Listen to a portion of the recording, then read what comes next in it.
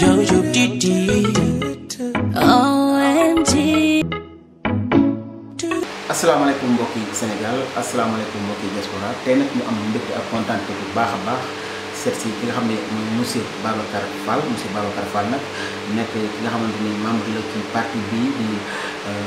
Jàmmi Sénégal tey nag ñu seet si woon ko këram di am mbégte ak kontaan bu baax a baax ci dal bi nga xam ne dal nañu ko waaye dañ ko daal di bàyyi rek mu daal di présenté wu ci mbokk téléspectateurs yi nga xam ne ñooy déglu seen di seetaan seen chaîne Baol Bitim Réew TV monsieur Babacar ñu ngi lay nuyu bu baax di la ziar bu baax dañ lay bàyyi rek nga nuyoo ko téléspectateur Bitim Réew TV wax ñuy way kan. waaw salaamaaleykum jërëjëf Ali maa ngi ziar waa Sénégal yëpp di leen nuyu di leen sargal tamit ci liggéey bu rafet bi ngeen di def waaw man maa ngi tudd Babacar Fall bokk ci parti bi ñuy wax Mouvement Jàmmi Sénégal di parti boo xamante ni dañ ko créé léegi yàggul man nag nit la boo xamante ni dama am ay principe politique yoo xamante ni mooy tax ma dugg ci politique di def maanaam bokk ci parti politique donc principe yooyu bi ma gisee parti bu mel ni Mouvement Jàmmi Sénégal ma bokk ak moom gis-gis bokk ak moom fu ñu jëm booba laa commencé di militer activement ci parti politique. jërëjëf si Babacar léegi ñu bëggoon nañu wax ni kan mooy Serigne Babacar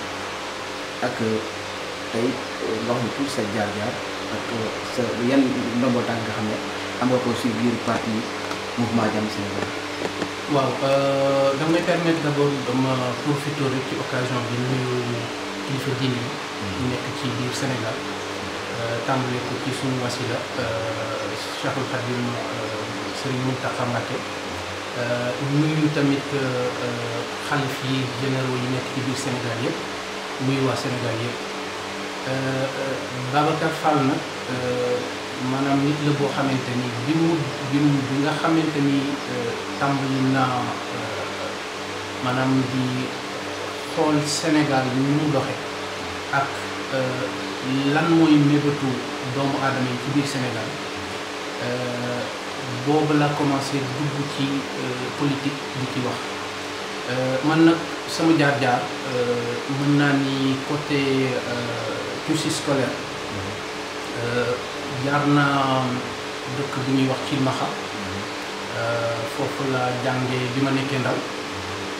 jaar Ngaay Mexe jaar tamit dëkk bu ñuy wax Tivaouane foofu la defee sama lycée ba dem université bu Dakar donc foofu la amee une maîtrise en philosophie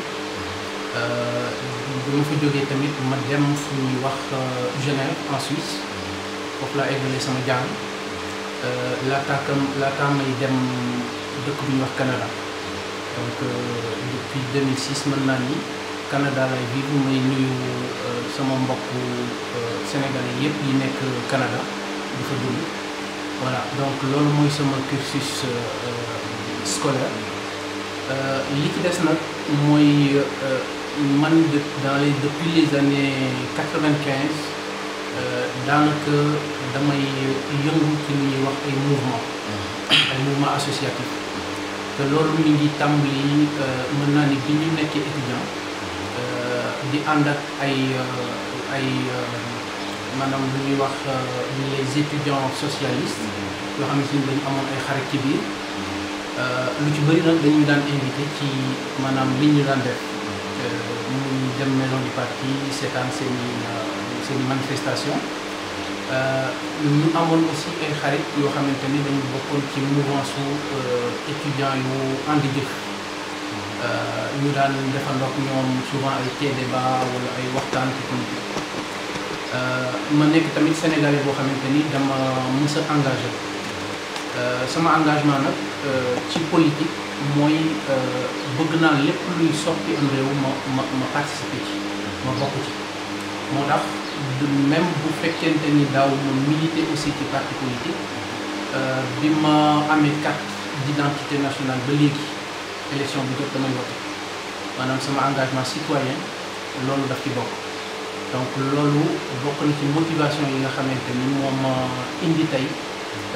ci politique dama am ay principe nag am loo xamante ni moom laa bëgg gis ci parti politique ngir mën a dugg ci biir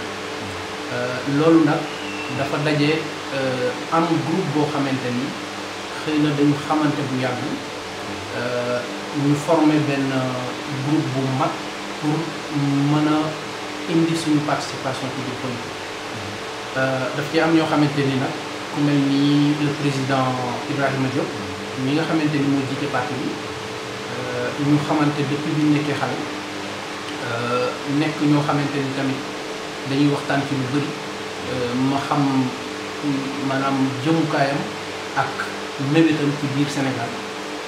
bi mu décidé nag former parti bi ak suñuy nattaango yoo xamante ni ñun ñëpp daanaka xamante woon nañ à la base bokk jëmukaay bokk pas-pas xam tamit lan lañ bëgg a soppi ci Sénégal loolu nag dañ ko boole ak benn constat d'échec boo xamante ni dañu gis ni parti politique yi fi jaar yëpp xëy na am nañ volonté waaye li nga xamante ni moom lañ war a def pour askan wi génn ci lii ñu nekk nii maanaam dafa am échec bu ci am ndax projet yi nga xamante ni moom la ñuy choisir di ko développer bokkul ak li nga xamante ni mooy génne askan wi ci lii ñu nekk loolu nag mooy li nga xamante ni mooy suñuy motivation pour dugg ci lii nga xamante ni mooy politique ñu fas yéene woon nag créer parti bii di mouvement Jàmmi Sénégal fas yéene liggéeyal Sénégal te apporter population bi li nga xamante ni mooy seen mébét li ñu soxla pour génn ci maanaam jafe-jafe yi ñu nekk. jërëjëf am na solo bu baax a baax ni nga ko tënkee tamit ñu nga ku ne Jàmmi Sénégal rek yaakaar naa ne li nga wax lu bare parce que Jàmmi Sénégal moom bari na waaye nag bëgg nañu xam ne tey lan moom nekk programme mouvement Jàmmi Sénégal tey yan programme ngeen mettre en place actuellement ak yan ngeen dëgmal pour def ko ak lan ngeen xam ne mouvement Jàmmi Sénégal bëgg na ko amal incha allahu rabbi bu ko yàlla may mu nekk ci bopp nguur. waaw jërëjëf question bu am importance la ndax bu ñu déparé ci constat d'échec bi ma lay doon wax léegi ni la depuis les années 60 dafa am lu ñu seetlu mooy que politique bi ñuy teg toujours ñi fiy jóge ak ñi fiy ñëw daanaka ay bopp ñooy changé maanaam programme bi nga xamante ni moom la ñu war a développer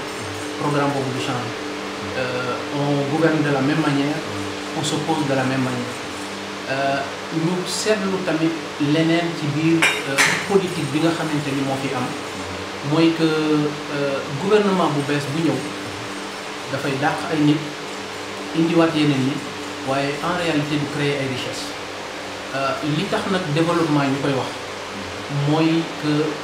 il faut que gouvernement bi agsi am capacité créer ay richesse pour que askan wi mën ci gis seen bopp ci constat boobu nag lañu déparé ñu seetlu tamit ni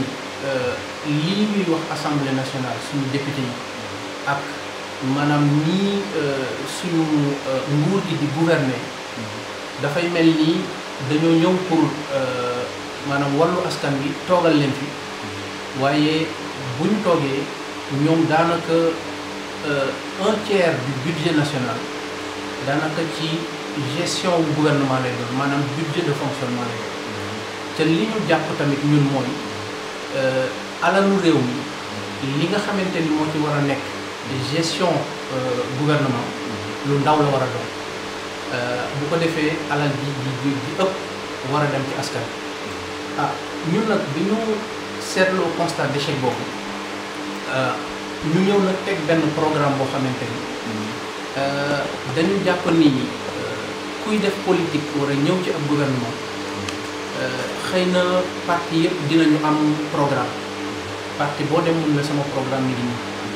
waaye li gën a difficile ci politique ak li gën a difficile ci gestion état mooy xam say financement fa nga koy jël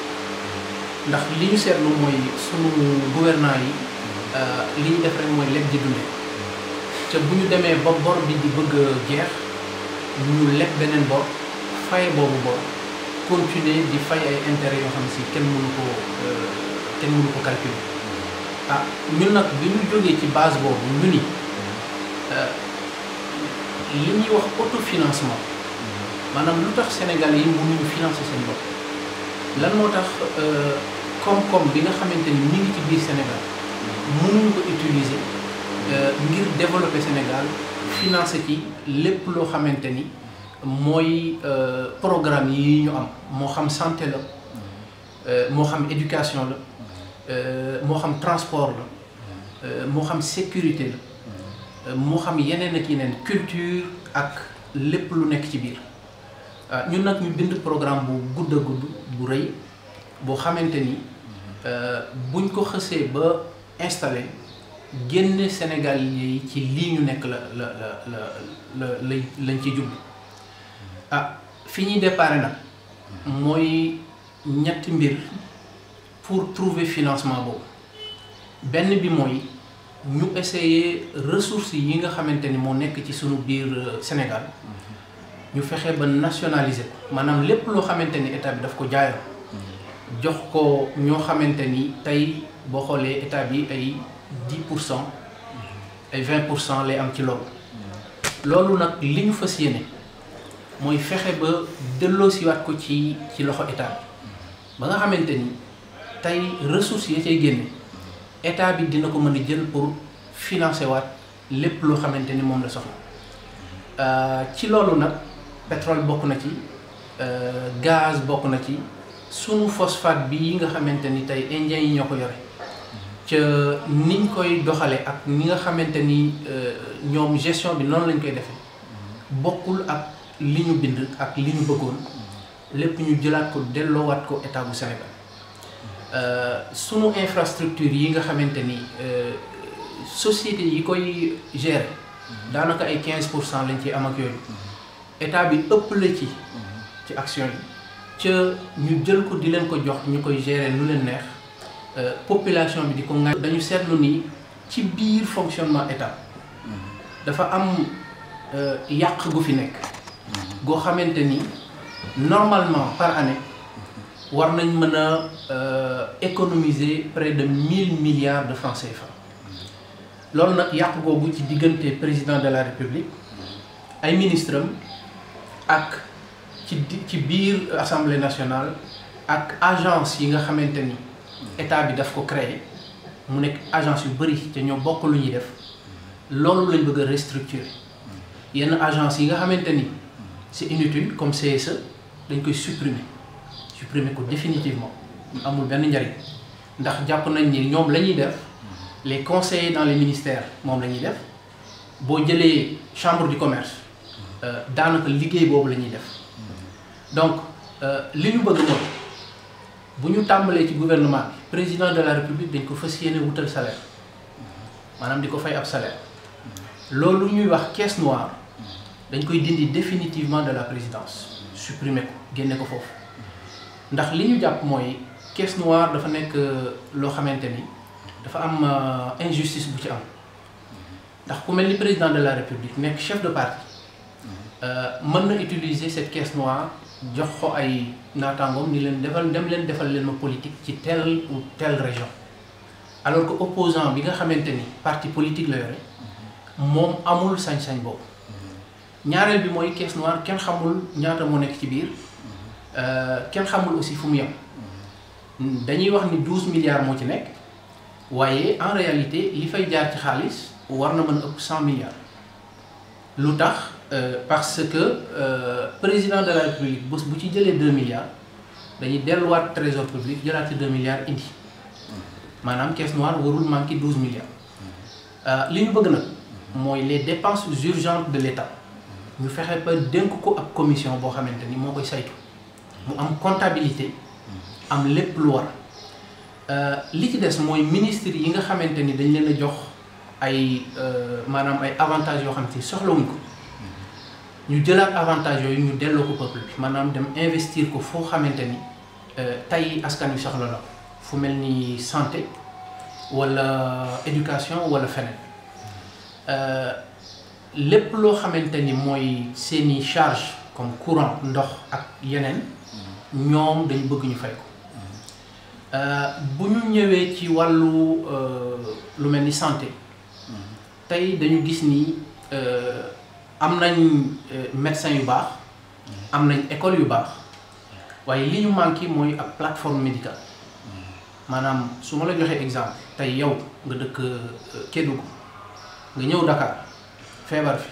médecin bi lay faj amul sa historique de santé donc am na loo xamante ni bu la ko defee mën nga ci faatu li ñu bëgg nag mooy informatiser lépp ba nga xamante ni tey képp kuy faju médecin bi mën na am sa historique médical dina mën a gis lépp ba xam bu baax lu mu la mën a faje ñun nag sunu mébét mouvement Jàmmi Sénégal mooy ñu dem ba santé mu nekk gratuit au Sénégal maanaam nit ñi dootuñu fajooti ñu leen di laaj xaalis bu ñu jëlee sunu éducation tey ñu gis ni daanaka li ñu déterminé mooy l'école li ñuy wax l'école de Jules Ferry maanaam école boo xamante ni français yi ñoo ko tënk bind ci li nga xamante ni ñun moom la ñuy jàngal suñu doom te ñun ñu am culture am aada am éducation boo xamante ni ñun war nañ ko mën a jàngal suñuy doom li ñu bëgg nag mooy delluwaat ci maan yi dem jëliwaat li nga xamante ni suñu cosaan ak suñu aada ak suñu diine loolu moo war pour ñu jàngal ko suñuy doom ndax li nga xamante ni moom lay jariñ mooy que lépp lu jóge bitim réew nga xamante ni tey mën na ñëw influencer suñuy ndaw pour ñu am ndëgër laay loo xamante ni dina leen permettre ñu résister ci lu mel noonu ca bu fekkente ni remplacer nañ ci sunu livre d'histoire lu ci bëree bëri loo xamante ni maami jàmbur yi leen doon jàng te ñun dañ koy jàng fàtte ko tey bu ñu leen jàngalee suñuy maam defe naa ni ci lañ koy gën a retenir bu ñu demee tamit ci sunu kilifa yi diine yi nga xamante ni ñoo fi nekkoon ku mel ni Cheikhul Khadim wala El Hadj Malick Sy Maam Limaamu Laay Baye Niass ak lu bëree bëri ci biir politique science politique lu mel ni lu ñuy wax l'école de Thierno Souleymane Baal nga xamante ni révolution des Almadies au Fouta moom moo ko defoon ak façon démocratie bi mu doon jàngal Sénégalais yi loolu lépp dafa am lu ñu mën a indil loo xamante ni tey buñ ko jàngalee sunu ndaw ñi dinañ gën a am ndëgër laay ci fu ñu jëm